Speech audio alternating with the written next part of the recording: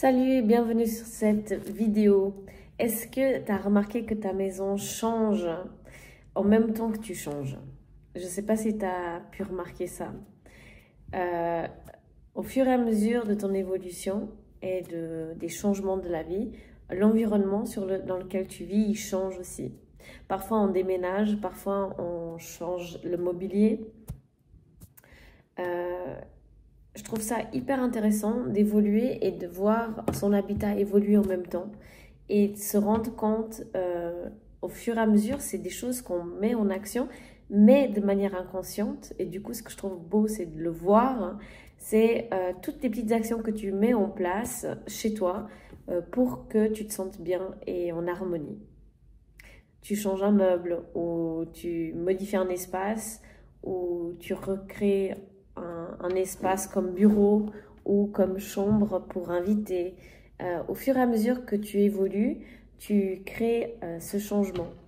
Et je trouve ça très beau et hyper intéressant d'observer les petites actions que tu mets en place pour changer. Parce que ces petites actions que tu mets en place vont aussi changer ta manière de vivre, ton fonctionnement et tes actions se transforment. Disons que si tu veux plus traîner devant la télé, tu vas enlever la télé. Ça a l'air un peu radical, mais en enlevant un objet, tu changes ta manière de vivre. Donc tu vas forcément peut-être lire davantage ou faire d'autres choses. Et donc, je ne sais pas si tu te rends compte et si tu le vois au fur et à mesure de ton évolution, le nombre de fois que tu as changé des choses chez toi et quels ont été les changements bénéfiques à ton avancée. Tu passais plus de temps à prendre soin de toi, tu passais plus de temps peut-être à lire, tu passais plus de temps à te promener à l'extérieur, à prendre l'air, à faire des balades, j'en sais rien. Mais être conscient de ces changements est tout aussi important que le changement lui-même parce que tu vois en fait ton évolution et le comment tu as pu évoluer, grâce à quel changement tu as pu évoluer. Et ça veut dire que tu peux mettre en action ce changement à chaque fois que tu auras envie.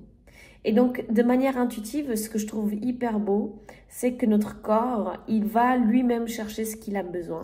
Autant dans les aliments, autant dans les changements à la maison. Et ça nous amène cette sérénité, ce calme, et ça nous apporte tout ce dont on a besoin pour se sentir bien.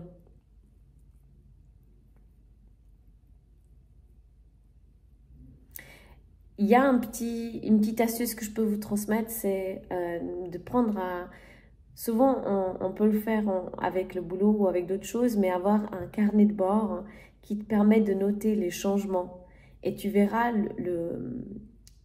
le travail que tu fais. Ces changements, ils ne sont pas en vain et ce n'est pas anodin.